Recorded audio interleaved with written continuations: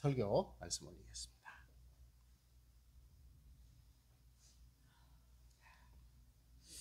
어젯밤에 참 불행한 사고로 인해서 이렇게 열반에 들으신 많은 분들에게 애도와 그리고 위로를 전하면서 설교를 시작하도록 하겠습니다.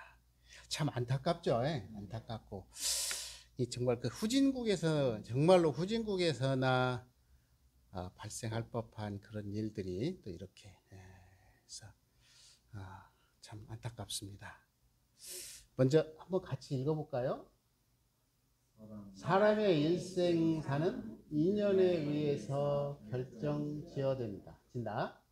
그가 살아가면서 어떤 인연을 만나느냐에 따라 그의 삶이 달라지는 것이다. 부모를 잘 만나면 초년 인생이 보장될 것이요. 그 후에 배우자를 잘 만나면 중년의 문이 열릴 것이요. 말년에 자녀를 잘 두어야 복되고 편안한 삶을 누릴 수 있을 것이다. 맞죠? 네, 그러니까 초년에 부모를 잘 만나면 초년복이라고 그러죠. 그래서 참, 그리고 또 중년에는 어쨌든 이후에 어쨌든 부부 인연이 좋아야 이렇게 되고, 말년에는 또 어쩔 수가 없어요. 왜냐하면 우리 몸은 나이를 먹으면 자연스럽게 어디가 망가져도 망가지고, 그리고 마음은 청춘인데 몸은 말을 안 들어. 그래서 나이가 100살이 돼도 연애의 감정을 갖고 있고, 사랑하는 사람을 보고 좋은 게 있으면 가슴이 설레고, 그러지만 몸은 어떻게 되냐면 이게 잘 안 되더란 말이죠. 이런 깝깝함이 있습니다. 그래서 우리가 아름다운 모습은 이렇게 생각을 해봅니다. 이 부처님께서도 42장경 33장에서 삼난이라고 하는 것을 설명을 해 주셨어요. 삼난이라는 것은 뭐냐면 사람 몸 받기가 정말 어렵답니다. 우리가 생각할 때는 별거 아닌 것 같은데 부처님이 보시기는 이 우주 만물 속에서 사람이 된다고 하는 것은 그렇게 어렵대요. 그런데 그러면서도 사람의 몸을 받았을 때 건강한 몸 받기가 그렇게 어렵다네요. 그리고 또 하나, 그러한 건강한 몸을 받았지만 부처님과의 인연을 만나기가 정말 어렵다. 이렇게 법문을 42장경에서 말씀을 해주셨습니다. 그래서 원불교에서는 굉장히 연혼을 중요합니다. 그렇죠? 연혼을 굉장히 중요시해요. 왜 그러냐면 어쨌든 인연이 있어야 사람이 이런 말씀이 전해지고, 제가 지난번에 그 경주를 갔다 와서 그 말을 했잖아요. 불국사를 갔다 보니까 사람이 밀려서 부처님께 절을 하는 사람도 많고, 그런데 우리는 원불교는 아직 거기 따라가려면 멀었어. 왜 그럴까요? 인연이에요, 인연. 그러니까 수많은 생을 통해서 부처님의 인연의 종자를 뿌려놓으니까 기연 따라서 모여드는 거죠. 그래서 절에 가는 게 편해. 그러니까 옛날에 보면 그렇습니다. 나이 드신 분들은 절에 가는 게 편했어요. 왜 그랬을까요? 나이 드신 분은 절에 가는 게 별로 거부감이 없어요. 왜 그러죠? 이게 어려서부터 절에를 다녀가지고 이게 문화가 됐어요. 그래서 절을 배타하지를 않아. 근데 교회는 가면, 절에 다니시는 분들은 교회는 가면 왠지 마음이 안정이 잘 안 되려고 그래. 왜 그러냐면 잘 안 다니니까. 그래서 이게 인연이라고 하는 것은 가까이 할수록 굉장히 중요하다라는 말씀을. 자, 그런데 정산종사님께서는 뭐라고 말씀했냐면 가까운 인연을 잘 두어야 뭔 일 하기가 쉽대요? 큰 일 하기가 쉽대요. 이거 코리도 틀리면 어떤 말씀이죠? 그래서 뭐라고 정리를 했냐면 만남이라고 하는 거는 뭐예요? 인연이죠. 그런데 이러한 인연은, 관계는 결국은 뭐에 의해서 조정이 되냐면 노력에 의해서 조정이 되는 것이다. 이렇게 말씀을 해 주십니다. 그래서 마틴 부버는 참다운 삶은 만남이다. 이렇게 표현을 합니다. 그리고 인생이라고 하는 것은 만남이다. 그러니까 인생은 인간의 삶이라고 하는 것은 만남이래요. 그러니까 우리가 어떠한 인연을 만나느냐, 이게 따라서 내 삶이 완전히 달라진다라는 이야기. 그러니까 옛날에는 그런 말이 있었어요. 여자들을 우리 유교 사상에서 말할 때 뭐 여자의 인생은 두레박 인생이다. 그래서 근데 요즘은 그렇습니까? 안 그래요. 요즘은 거꾸로 됐어요. 남자는 뭐를 잘 만나야 되냐면 여자를 잘 만나요. 여자를 잘 만나요. 옛날에는 내가 의사를 만들었는데 요즘은 안 그런데죠. 내 딸이 의사를 만나면 된다. 왜 그러냐 그랬더니 그만큼 관계라고 하는 게 홀로 존재하는 전문직이라 할지라도 옆에서 서포터 해주는 사람이 어떠한 사고를 갖고 건강하게 리더를 하느냐에 따라서 판이 바뀐다라는 이야기. 그러니까 지금하고 옛날은 이렇게 많이 달렸어요. 그래서 어떤 사람이 과연 인간의 몸은 뼈가 몇 개나 되는가 이렇게 한번 헤아려 봤대요. 뼈가 몇 개나 될까요? 네? 많다. 정답. 참으로 많다. 애들이 보통 270개면 어른은 한 260개래요. 그러니까 이 뼈가 전부 맞물려 있는 거죠. 어떤 형태로든. 그리고 여기에다가 또 수분이 약 그렇게 많다고 그래요. 그 키로수로 따지니까 이것이 약 얼마나 되는가 그랬더니 약 4리터에서 6리터 정도가 된대요. 이거 물을 쫙 빼면. 그러니까 건강하다라는 것은 이게 조화를 이룰 때만 건강한 거예요. 그런데 놀라운 건 뭐냐면 여러분 디스크로 고생해 보신 분들 있죠. 디스크가 큰 탈 났습니까? 디스크가 큰 탈 났을까요? 정말 미세한 데 가서 보면요. 염증이에요. 염증. 이 신경계통에 염증이 하나 생긴 거예요. 논리적으로 보면. 그런데 이게 신경에 염증이 생기면 심한 경우는 하반신을 못 써버리죠. 아니 크도 않다니까. 한번 사진 찍은 거 보세요. 그냥 CT로도 안 나와. 왜 안 나오냐면 작으니까 안 나오는 거예요. MRI 찍어야 나오거든요. 근데 나중에 보면 그것이 여기 살짝 이렇게 눌렸어. 그래서 논리적으로 보면 저 눌린 것만 싹 빼내면 통증이 없어져야 돼. 근데 맞다고 그래요. 그렇게 해서. 근데 이제 그게 조직이 굉장히 복잡하기 때문에, 그러니까 우리가 통증을 느낀다라는 건 뭐냐면 염증이 있다라는 이야기. 그게 정말 염증은 내가 거짓말 좀 더 보태서 쌀만이라도 했으면 좋겠어. 근데 쌀만이나 해요? 아니에요. 눈에 보이지도 않아. 그런데 이러한 조직들이 결국은 우리들을 아프게 하다라는 겁니다. 그래서 정산종사님은 뭐라고 했냐면 내 평생에 기쁜 일 두 가지가 있는데 하나 보세요. 이 나라에 태어남이요. 둘째는 뭐래요? 대종사님과 만남이다 그랬습니다. 제가 언젠가도 그 말씀 드렸는데 대종사님은 많이 배우신 분이 아니에요. 그런데 이분이 사상이 어떻게 드러났냐면 제자에 의해서 드러났어요. 제자는 성리학의 대가예요. 이 정산종사님은 성리학 공부를 어려서부터 많이 하셨어, 공부를. 그러니까 원불교가 교리가 굉장히 유교 쪽으로 가깝게 가 있어요. 참 놀라운 거죠. 그러니까 제자가 어떠한 대종사님이 다른 어떤 제자를 만나느냐에 따라 아마 또 달라질 수도 있었을 것 같아요. 근데 원불교 역사를 보면 그렇습니다. 이 시대의 변화가 있어요. 어느 때는요, 유교를 전공한 사람이 학자가 많을 때가 있고요. 어느 때는 불교를 전공한 사람이 많을 때가 있고요. 어떨 때는 증산교가 아니라 동학을 연구한 학자가 많을 때가 있어요. 그러면 해석학이 그쪽으로 갑니다. 신기할 정도로 그래요. 그게 뭐냐면 이 사회의 주류가 되기 때문에 그런 것 같습니다. 그래서 정산종사님 말씀, 그 말씀 그대로 우리는 복 중에는 뭐가 제일이에요? 인연복이 제일. 그래서 저도 이렇게 가난한 삶을 살아봤는데 가난한 삶이라고 해서 다 힘든 건 아닌 것 같아요. 이게 제가 이제 후배들하고 가끔 그런 이야기를 합니다. 힘들지? 네, 힘듭니다. 나는 그렇게 생각해. 힘들 때일수록 가족하고 같이 해야 돼. 그럼 의아해해요. 왜 그러냐면 내가 힘들고 집사람이 힘들고 애들이 힘들고 또 애들이 힘들면 네 명이 같이 힘드는 거죠. 그런데 같이 힘들면 큰 문제가 없어요. 그런데 그 와중에 나만 호의호식하고 나머지 셋이 힘들게 살면 사라질 것 같아요? 이건 불가능합니다. 이거는 파탄의 지름길이에요. 그러니까 배고플 때 같이 배고프고 배부를 때 같이 배부르면 그렇게 불행하지 않아요.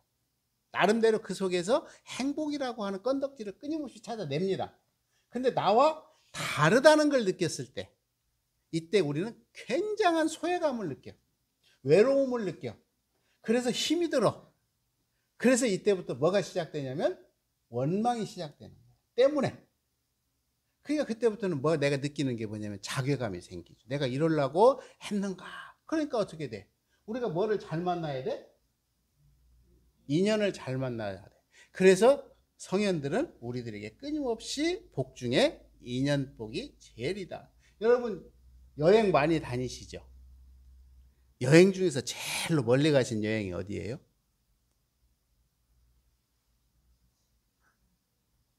어디가 제일로 멀리 가셨어요? 스페인. 또 뭐 웬만한 데 다 가보신 분도 있고 안 붙죠. 그런데 여행 중에서 가장 먼 여행이 있대요. 어딘지 아세요? 머리에서 가슴까지 가는 거리가 그렇게 멀대요.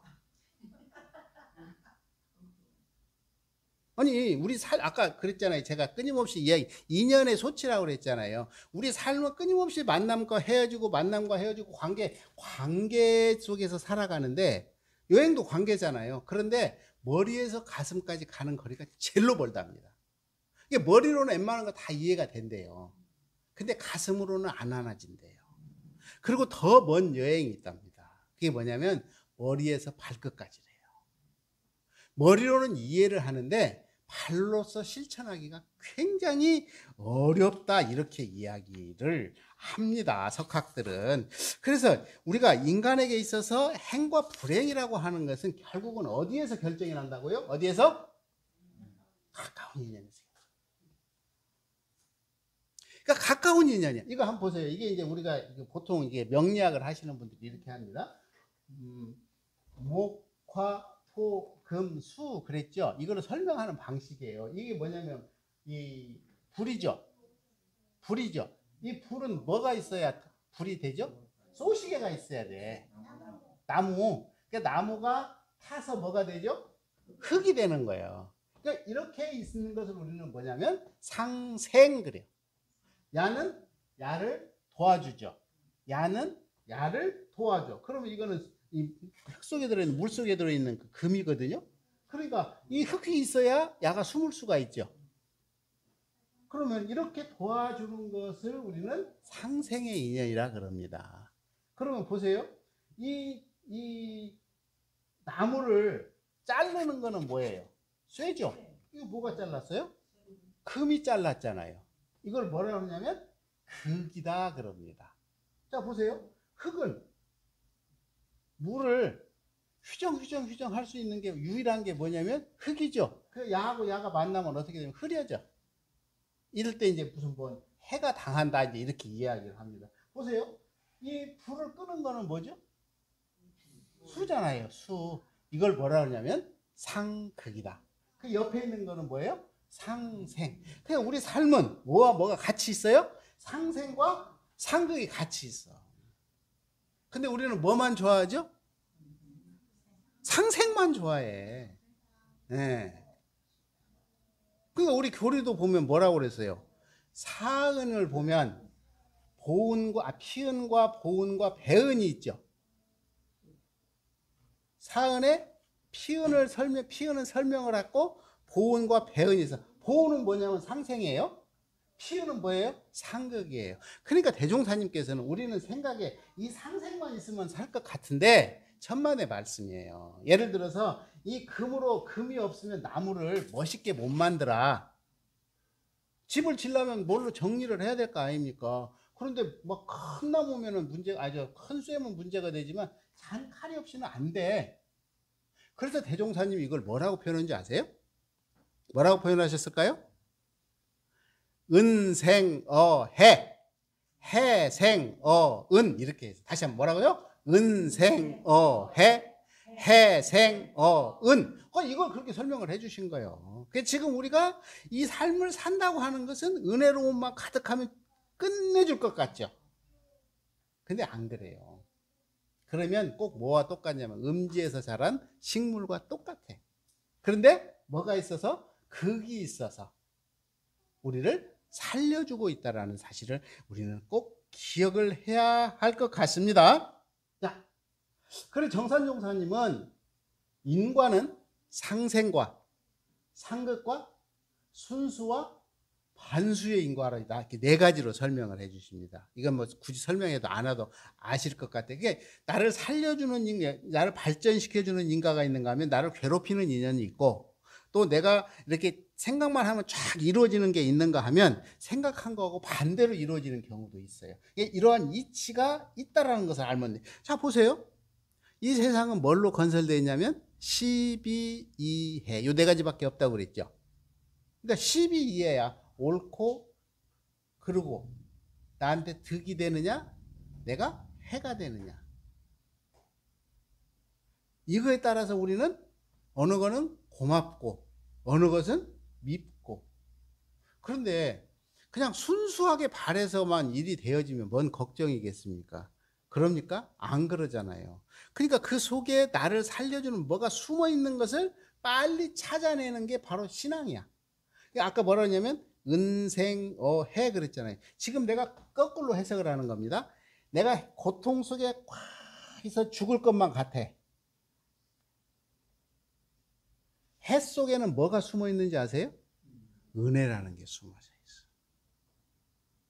이것을 어떻게 했냐면 춘하추동 그랬습니다. 춘하추동이라는 봄, 여름, 가을, 겨울이잖아요. 그러면 여름이라는 것은 양이 극에 달한 거야. 양이. 그러면 겨울이라는 거는 뭐죠? 음이 극에 달한 거야. 그러니까 해라고 하는 걸 음으로 해석을 하면 음이 바닥까지 내려가면, 바닥까지 내려갔어. 그러면 뭐만 남았죠? 내려갈 일이 있어요, 없어요? 없어. 뭐만 있어? 올라올 일만 있는 거예요. 그러면 여름은 뭐라 그러냐면 양이 극할 때라고 그랬죠. 그러면 내가 인생에서 가장 최고다라고 우리가 선언을 하는 순간 그대로 유지가 됩니까? 안 된다니까요. 반드시 내려가게 돼 있어. 뭐라고요? 반드시 내려가게 돼 있어. 이걸 뭐라고 표현해 주냐면 춘하추동과 같다 그랬어요. 그래서 음양 상승의 이치가 춘하추동과 같이 된다. 이게 원불교인 거예요. 다른 점입니다. 그냥 우리는 불교에서 은혜는 끝까지 갈 것 같은데 그러지 않아요. 변화해. 이 변화하는 이치를 아는 게 공부야. 변화하는 이치를 모르면 계속 어떻게 돼? 원망만 할 수밖에 없죠. 아, 그런데 내가 극에 올라가니까 내려가는구나. 아, 내려갈 때는 어떻게 내려가야 돼요? 아, 조심해서 내려가야지. 그래, 알면은 조심해서 내려가. 근데 모르면 어떻게 돼요? 그냥 가. 제가 아까도 법회 시작하기 전에 그러면 옛날에 그 전주역에 지금 시청자리가 전주역일 때 김대중 대통령이 그때 선거 유세를 하러 왔어요. 근데 저도 이제 피가 막 끓을 때니까 유세 현장을 갔습니다. 현장을 갔는데 지금 이제 전주역 그 시청자리죠. 시청자리. 와, 사람이 모였네. 그렇게 많이 모일 수가 없어요. 뭐 발 디딜 틈이 없습니다. 그래서 산 위에도 올라가고 건물 위에도 올라가고. 그런데 이제 그 사람들이 오니까 너무 환호성을 지르잖아요. 저도 거기서 압사를 직전에. 근데 발을 움직일 수 있는 공간이 있으면 안 넘어지더만요. 그런데 사람이 많으니까 발을 움직일 수가 없어. 그만큼도 못 움직여. 손도 이러고 가야 돼. 그냥 나무하고 똑같아. 그게 내가 가는 게 아니라 나는 뭔지도 몰라. 그냥 가만히 있어. 하늘만 쳐다보고. 왜냐면 앞에 사람이 가렸으니까 이러고 있는데 앞에서 한 사람이 넘어지니까 그냥 이렇게. 그러니까 사람들이 고함을 칩니다. 오지마 그러거든요. 다른 사람 귀에는 뭘로 들릴까요? 환성으로 들리는 거예요. 환성으로. 이거 거짓말 같죠? 그때 김대중 전 대통령이 이 호남에서의 지지도라고 하는 건 말도 못했잖아요. 환상적이었잖아요. 그러니까 찬양의 노래로 들리는 거예요. 오지마 오지마 소리가 이 대중 속에 섞이니까 찬양 소리가 돼. 더 고함이 더 커져 이제. 거기서만 오지마, 몇 명이서만 오지마 오지마고 나머지는 이게 환상에서 너무나 이게 이 막 환호하는 소리로 들리는 거예요. 이게 통제가 되겠습니까? 안 되죠. 그런데 이제 저희는 그때 마침 위에서 사람들이 있으니까 내려다 봤어요. 근데 이렇게 그 맨홀처럼 빠진다고 그러세요. 위에서 보면 맨홀처럼 무너진대요. 둥그렇게 착착착착 한쪽에서 여기저기서 무너지는 게 아니라 고기를 기점으로 착착착착 무너지기 때문에 꼭 맨홀이 생긴 것처럼 생긴대요. 그걸 받고 연락을 받고 본부 측에서 사고 났다. 움직이지 말고 그대로 있어라. 그래가지고 그때 이제 이렇게 헤쳐나왔던 그런 경험이 있는데 우리의 삶은 정말 미스테리한 것 같아요. 어제 가신 분들이 참 얼마나 행복했고 아마 인생에 있어서 가장 즐거웠던 시기죠. 아마 그럴 것 같아요. 왜냐하면 내가 꿈꾸는 어떤 아름다움을 향해서 갔는데 거기에 모인 사람들의 감정은 인간으로 느낄 수 있는 극도 최고의 아마 그 희열감 속에 아마 그렇게 아마 행사장을 가셨을 것 같아. 그런데 이 운명이라고 하는 것은 정말 한 치 앞을 내다볼 수 없을 만큼 안타까운 사연으로 이렇게 우리들에게 우리나라에서 이렇게 많은 분이 일거의 운명을 달리한 경우는 세월호 이후에 지금까지 세월호 이후에 가장 큰 사건이다 이렇게 지금 이야기를 하고 있는데 우리들이 이러한 삶 속에서 정말 삶의 의미를 다시 한번 되돌아보게 하는 그래서 우리는 이렇게 끊임없이 공을 들이면서 살 수밖에 없는 것 같아요. 그래서 여기에다가 하나 올릴 때마다 두 개 올릴 때마다 그러한 모습들이 되어지면 좋겠다. 저는 이제 그러면서 사실은 오늘 제가 이제 이 설교를 준비할 때는 이 사건을 나기 전에 준비를 해서 제가 이제 핵심적으로 이야기하고 싶은 부분이 이 부분이었어요. 왜냐하면 혹시 영화 보셨습니까? 암살? 예. 재밌게 보신 분은 참 재밌으실 것 같아요. 근데 저는 그 우리 애들에게 미국 영화를 보지 말라고 그럽니다. 왜 그런지 아세요? 미국 영화가 끝은요. 항상 미국이 승리합니다. 그래서 우리 헐리우드 영화의 특징이 뭐냐면 애국심이에요. 그러니까 애국심이라고 하는 것은 문화적 긍지가 대단한 거예요. 그 사람들은. 그러니까 상업도 그렇게 가져가. 그러니까 모든 문화를 지배 이데올로기로 작동을 해. 그래서 미국은 항상 뭐가 승리해? 정의가 승리해. 그렇죠? 근데 꼭 정의가 승리하나요? 어려운 이야기예요. 어려운 이야기예요. 그리고 또 뭐가 승리하는 줄 아세요? 법이 승리합니다. 그 아주 독특한 문화를 갖고 있어요. 근데 이 영화를 보면 굉장히 안타까운 사연들이 이렇게 쭉 전개가 됩니다. 근데 제가 왜 이 영화를 말씀을 드리냐면 우리 역사는 변절의 역사예요. 정말 안타까운 게 뭐냐면 변절한 사람들이 더 성공하기가 쉬워. 제가 옛날에 그 교무 막 시작할 때 부천에 그 교무가 한 교무님이 노동자를 상대하는 교당이 하나 있었어요. 거기가 이제 부천 노동자의 집인데 제가 이제 그쪽을 자주 갔습니다. 그러면 한참 지금 경찰 먼장 뭐 이렇게 지금 문제 생겼잖아요. 이제 그 동네 사람들이야. 그 시대 사람들이야. 그런데 교당이 이렇게 있으면 여기가 교당이 이렇게 있으면은 아마 여기서 요 모자원 정도 거리 길 하나 사이에 건물이 있어. 근데 거기에 가면 뭐가 있는지 아세요? 저는 그때 그거 보고 깜짝 놀랐습니다. 이 교당에 들어가는 드나드는 사람을 망원경으로 전부 촬영을 해요. 그게 얼마나 감시가 심했는지 알겠죠? 근데 그 복도에다가 의자랑 시설을 다 갖다 놓고 있어. 그렇게 암울했던 시절이 있었어요. 그렇게 해서 어떤 이런 문제를 근데 여러분 한번 여쭤볼게요. 청소년들이 술 먹으면 됩니까? 안 됩니까? 담배 피우면 돼요? 안 돼요? 다시 한번 여쭤볼게요. 청소년들이 술 먹으면 돼요? 안 돼요?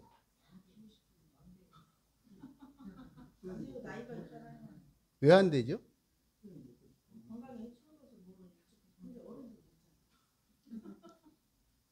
이게 우리가 제가 변절의 역사라는 표현을 썼잖아요.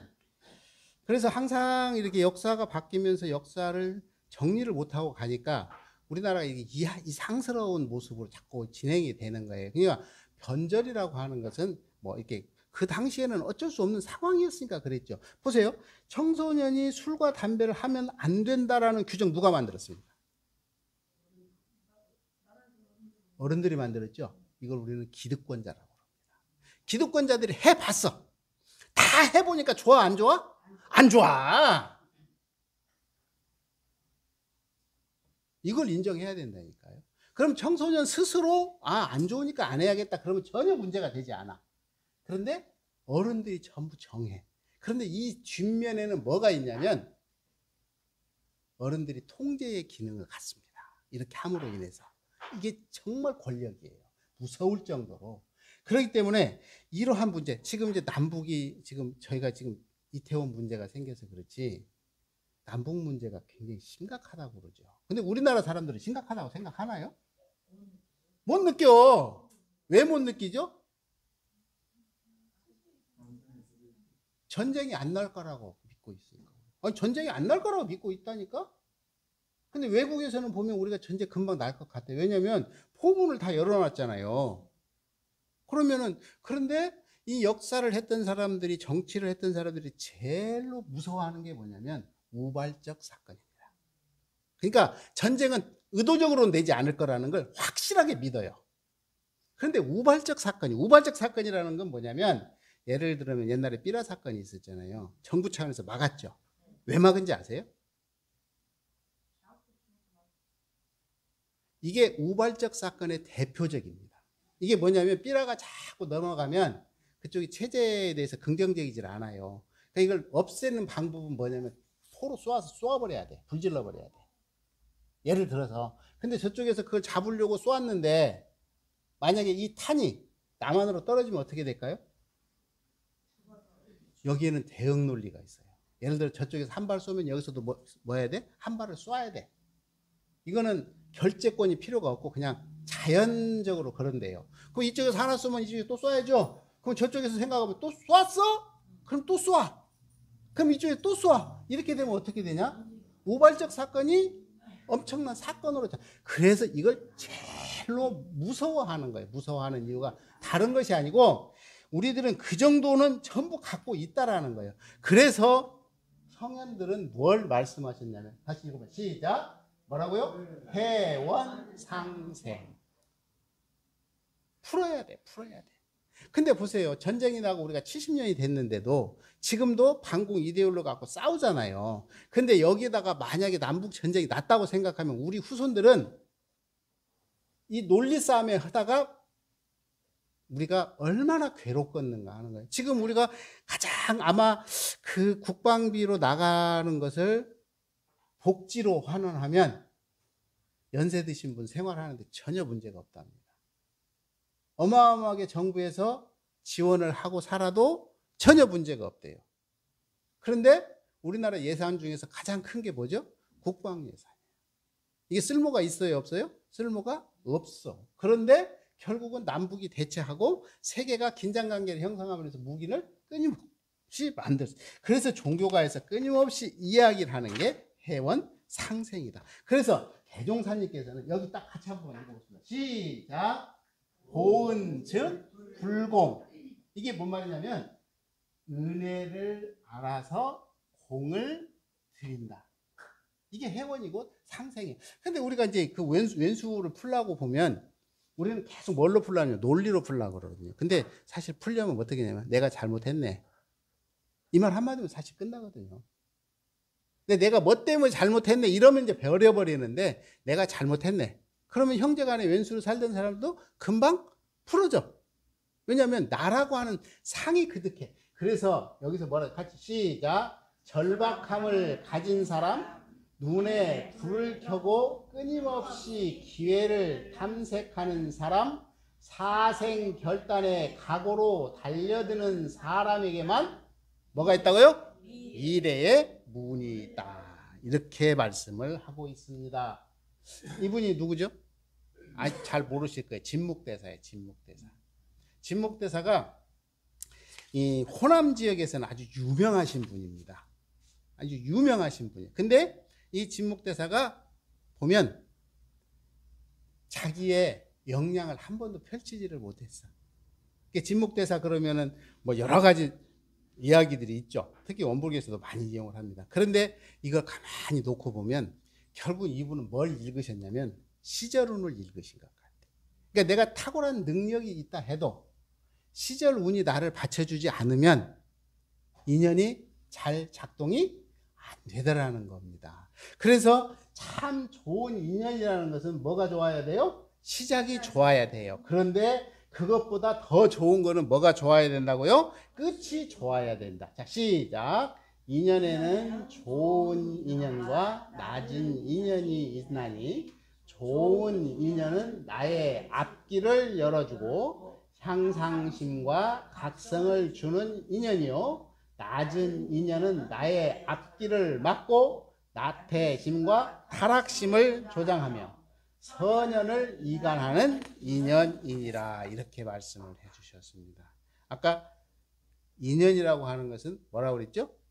노력이다 그랬습니다. 그러니까 우리는 머리로는 좋은 인연이 되기 위해서 끊임없이 머리를 굴려봅니다.